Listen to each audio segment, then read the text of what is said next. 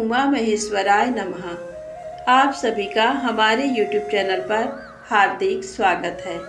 आज सुने शिव महापुराण में आगे की कथा शुरू करें उससे पहले आप सभी भाई बहनों को दिल से धन्यवाद हमारे चैनल को अपना प्यार और सहयोग देने के लिए। आगे भी आपसे आशा रखते हैं, उम्मीद करते हैं कि हमारे चैनल को अपना प्यार और सहयोग दें। जो भी भाई बहन चैनल को सब्सक्राइब नहीं किए हैं, सब्सक्राइब करें और लाइक करें। तो आइए भगवान शिव के चरणों में नमन करते हुए कथा को शुरू करते हैं।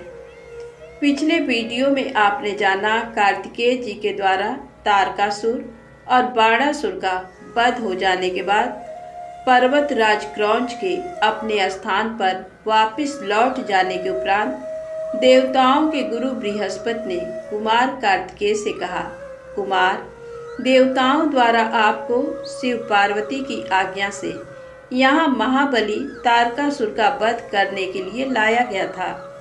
इस अभीष्ट कार्य की पूर्ति हो चुकी है, अतः अब आपको कैलाश पर्वत पर लौट जाना चाहिए। गुरु बृहस्पति की बात अभी पूरी भी नहीं हुई थी कि तभी प्रलंबासुर नामक दैत्य ने बहुत उपद्रव मचाना शुरू कर दिया और लोगों को कष्ट देना आरंभ कर दिया। तब शेष जी के पुत्र कुमुद दुखी अवस्था में कुमार कार्तिकेय के पास आए। वहां आकर कुमुद ने कार्तिकेय की स्तुति की और कहा, हे प्रभु, मैं आपकी शरण में आया हूँ। हे गिरजापुत्र, मुझे प्रलंबासुर की प्रताड़ना से मुक्ति दिलाइए। तब कुमार कार्तिकेय ने प्रसन्नता पूर्वक कुमुद को प्रलंबासुर द्वारा दिए गए कष्टों से मुक्ति दिलाने हेतु अपनी शक्ति द्वारा उसका भी संहार कर दिया। उस प्रलंबासुर को उसके साथियों सहित मरा जानकर उस शेष पुत्र कुमुद ने कार्तिकेय की बहुत स्तुति की और अपने निवास स्थान पाताल को चला गया। ब्रह्मा जी बोले, हे नारद, इस प्रकार जब कार्तिकेय द्वारा दैत्यराज बाणासुर और प्रलंबासुर को भस्म कर दिया गया, तब सभी देवताओं ने सहर्ष कुमार कार्तिकेय का स्तवन किया। देवता बोले, हे देव, हम राक्षस राज तारक का वध करने वाले आपको नमस्कार करते हैं। हे शंकर नंदन, हे गिरिजापुत्र, आपने बाणासुर और प्रलंबासुर नामक राक्षसों को मारकर इस त्रिलोक के संकटों को दूर किया है। आपकी भक्ति पवित्र है तथा आपका स्वरूप विघ्नों का नाश कर अभय प्रदान करने वाला है। हम सब स्वच्छ मन से आपकी स्तुति करते हैं। आप हमारी इस स्तुति को स्वीकार करें। कुमार, हम आशा करते हैं कि आप इसी प्रकार सदैव हमारे कष्टों और संकटों को दूर करने में हमारी सहायता करेंगे। देवताओं द्वारा की गई इस अनन्य स्तुति को सुनकर कुमार कार्तिकेय का हृदय प्रसन्नता से खिल उठा। उन्होंने सभी देवताओं को सहर्ष उत्तम वरदान प्रदान किए तथा भविष्य में सदैव सहायता करने का उन्हें वचन दिया। पर्वतों द्वारा की गई स्तुति से प्रसन्न होकर कार्तिकेय बोले, हे भूधरों, आप सदा से उत्तम और श्रेष्ठ हैं। आज से आप सभी साधु संतों और तपस्या में लीन रहने वाले साधकों द्वारा पूजनीय होंगे। पर्वतों में श्रेष्ठ मेरे नाना हिमालय इन ज्ञानियों और तपस्वियों के लिए फलदाता सिद्ध होंगे। श्री हरि विष्णु बोले, हे कुमार, महाबली तारक का वध करके आपने इस चराचर जगत को सुखी कर दिया है। अब आप अपना पुत्र होने का कर्तव्य भी निभाएं। अब आपको अपने माता पिता भगवान शिव और पार्वती की प्रसन्नता के लिए उनके पास कैलाश पर्वत पर जाना चाहिए। तत्पश्चात कुमार सभी देवताओं के साथ दिव्य विमान में बैठकर अपने माता पिता के पास कैलाश पर्वत की ओर चल दिए। वे सब आनंद ध्वनि करते हुए भगवान शिव के पास पहुँचे। विष्णु जी सहित सभी देवताओं ने त्रिलोकीनाथ भगवान शिव को प्रणाम करके उनकी स्तुति की। कुमार कार्तिकेय ने भी अपने माता पिता को सेवा भाव से प्रणाम किया भगवान शिव ने प्रसन्नता से अपने पुत्र का मुंह चूम लिया और बहुत स्नेह किया। देवी पार्वती ने कुमार को अपनी गोद में बिठाकर खूब चूमा।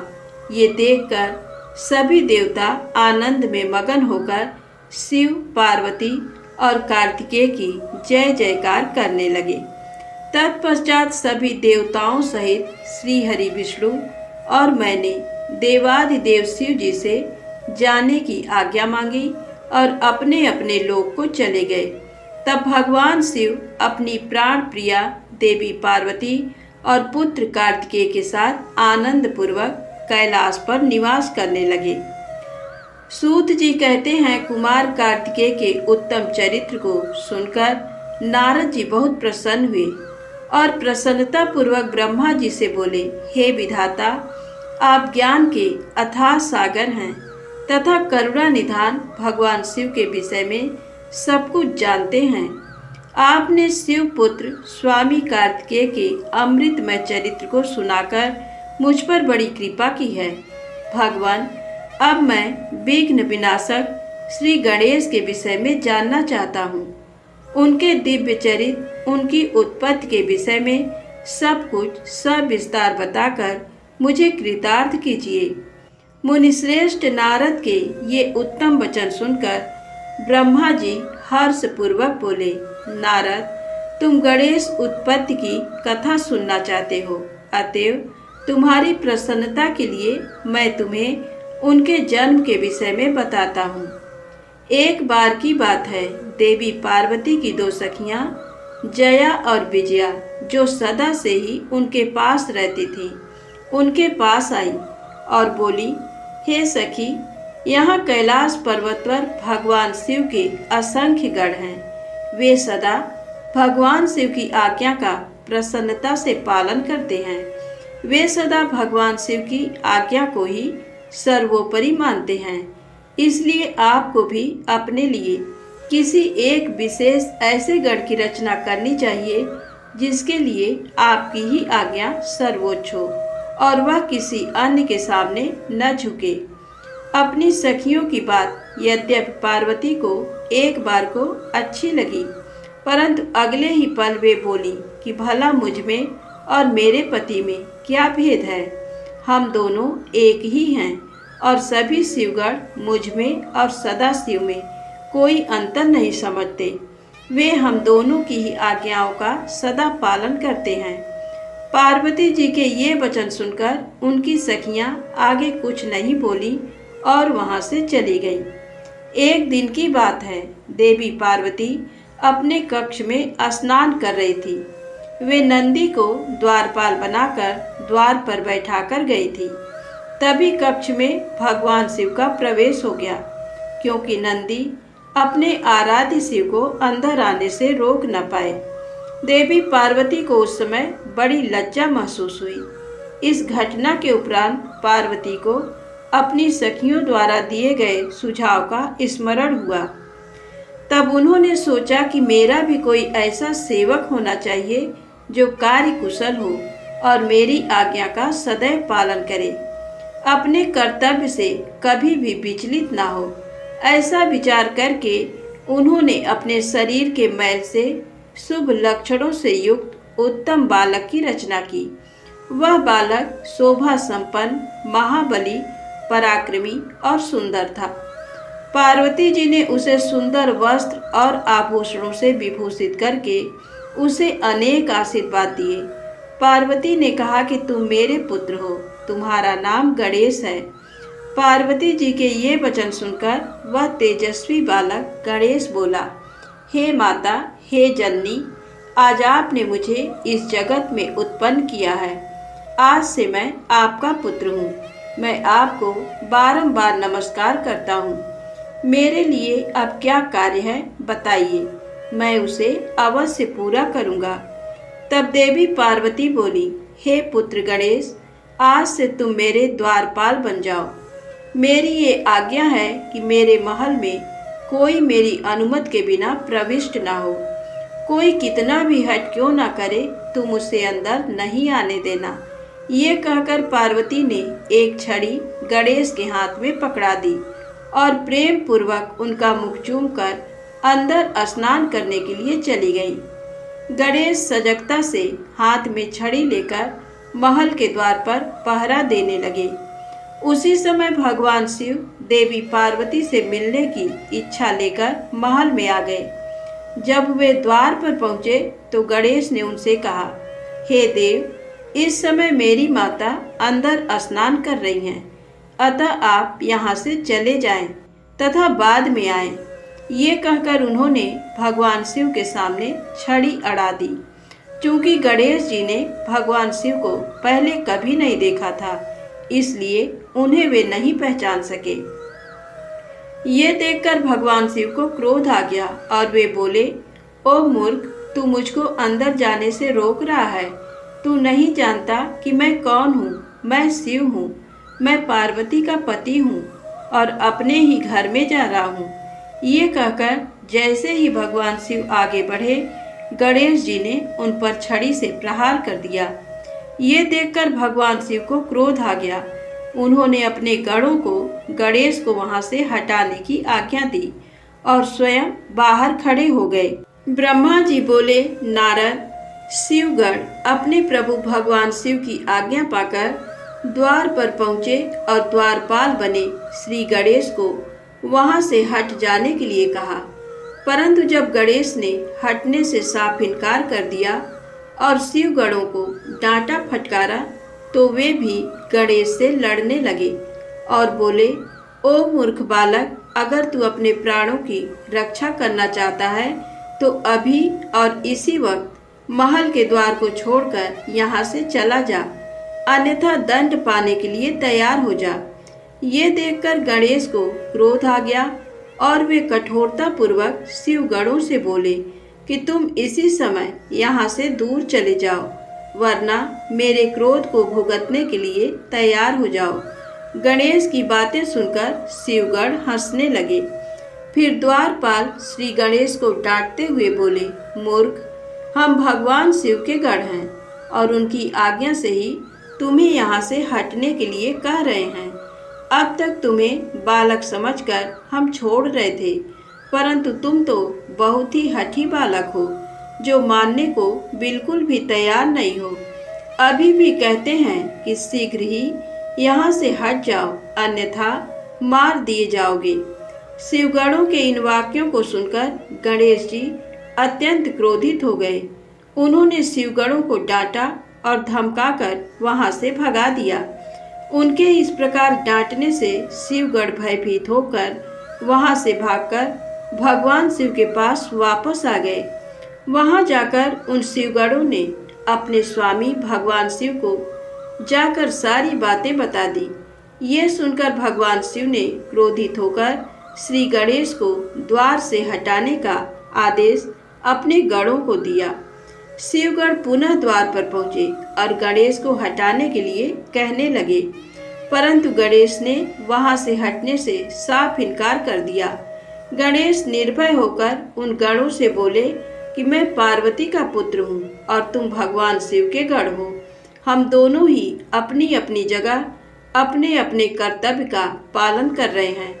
तुम शिव जी की आज्ञा मानकर मुझे द्वार से हटाना चाहते हो, परंतु मैं अपनी माता की आज्ञा मानते हुए उनकी बिना आज्ञा प्राप्त किए किसी को भी इस द्वार से प्रवेश करने की आज्ञा नहीं दे सकता। अतः मुझसे बार बार द्वार से हटने के लिए न कहो और जाकर अपने आराध्य स्वामी को इसकी सूचना दे दो। तब शिवगण भगवान शिव के पास गए और उन्हें सब बातों से अवगत करा दिया। भगवान शिव तो महान लीलाधारी हैं, उनकी बातों को समझ पाना अत्यंत कठिन है। ये सुनकर उन्होंने अपने गणों से कहा कि वह छोटा सा बालक अकेला तुम्हें डरा रहा है और तुम इतनी अधिक संख्या में होकर भी उससे डर रहे हो। जाओ, जाकर उससे युद्ध करो और उसे बंदी बनाकर द्वार के सामने से हटाकर ही मेरे सामने आना। ब्रह्मा जी बोले, नारद, जब भगवान शिव ने इस प्रकार अपने गणों को आज्ञा दी कि वे द्वार पर खड़े उस गण को किसी भी प्रकार से हटा दें, तब शिवगण निर्भय होकर पुनः महल के द्वार पर आ खड़े हुए। उन्हें देखकर गणेश जी हंसने लगे और बोले कि तुम फिर से आ गए। तुम्हें मैंने अभी समझाया था कि मैं यहाँ से हटने वाला नहीं हूँ। मेरी माता पार्वती ने मुझे इसीलिए ही उत्पन्न किया है ताकि मैं उनकी हर आज्ञा का पालन कर सकूं। मेरे लिए उनकी आज्ञा ही सर्वश्रेष्ठ है। उनकी अवज्ञा मेरे बस में नहीं है। तुम ऐसे ही बार बार मुझे परेशान करने के लिए यहाँ आ जा रहे हो। तब शिवगढ़ बोले, अरे मूर्ख, अब की बार हम तुमसे विनम्रता से कहने नहीं आए हैं, क्योंकि लातों के भूत बातों से नहीं मानते। अब हम तुम्हें तुम्हारी धृष्टता के लिए दंड देने आए हैं। ये कहकर सभी शिवगढ़, जो कि विभिन्न प्रकार के आयुधों से विभूषित थे, गणेश पर टूट पड़े।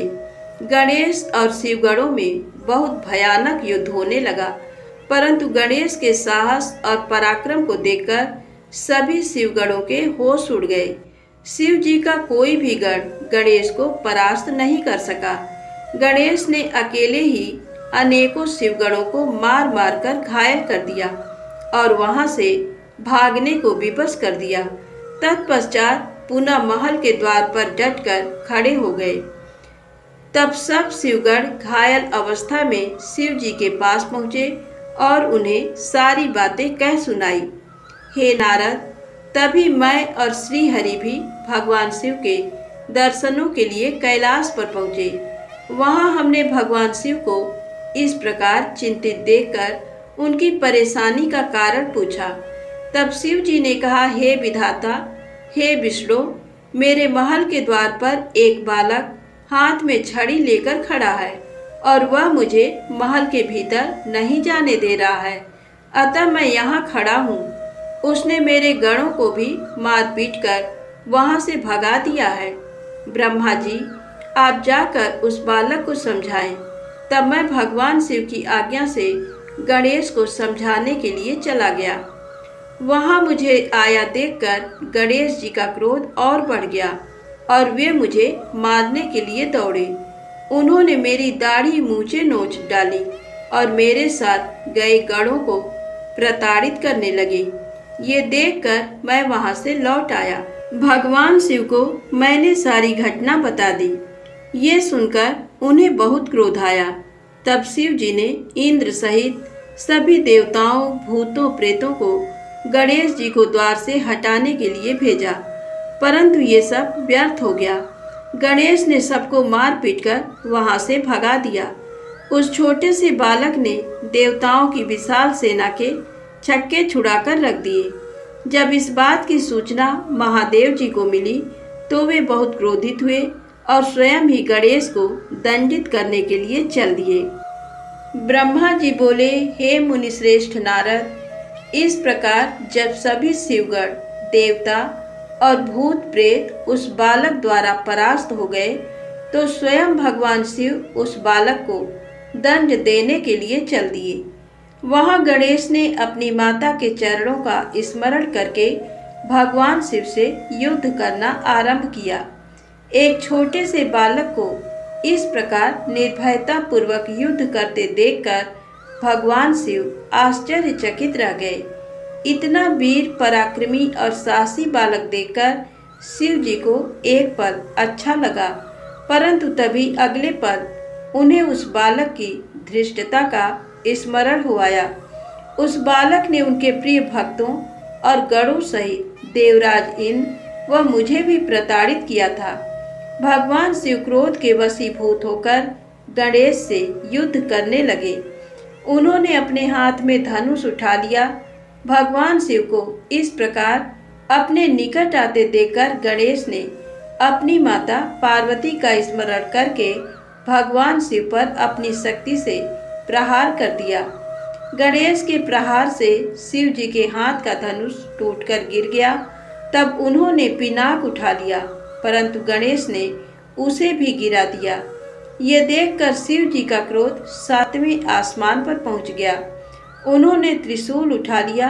अब तो गणेश और त्रिलोकीनाथ भगवान शिव के बीच अत्यंत भयानक युद्ध छिड़ गया। भगवान शिव तो सर्वेश्वर हैं, सब देवताओं में श्रेष्ठ और लीलाधारी हैं। उनकी माया को समझ पाना हर किसी के बस की बात नहीं है। वे महान, वीर और पराक्रमी हैं। उनकी शक्ति को ललकारना स्वयं अपनी मृत्यु को बुलावा देने जैसा है। परंतु गणेश भी ये न समझ सके। अपनी माता का आशीर्वाद पाकर गणेश ने अपने को अजेय जानकर पूरे पराक्रम से युद्ध किया। दोनों में भीषण युद्ध चलता रहा। सभी देवताओं और शिवगणों के साथ मैं भी उनका युद्ध विस्मित होकर देखता रहा। जब गणेश किसी भी तरह से अपने हट से पीछे हटने को तैयार न हुए तो भगवान शिव के क्रोध की सारी सीमाएं टूट गई और उन्होंने अपने त्रिशूल से श्री गणेश का सिर काट दिया। धन्यवाद। आज की कथा यहीं समाप्त होती है। आगे की कथा बहुत रोचक है, अवश्य सुनिएगा। तो प्रेम से बोलें शंकर भगवान की जय हो, गणेश जी महाराज की जय हो। दोस्तों, यदि आपको कथा अच्छी लगी हो तो कृपया चैनल को लाइक, सब्सक्राइब अवश्य करें। जय माता दी, जय भोलेनाथ।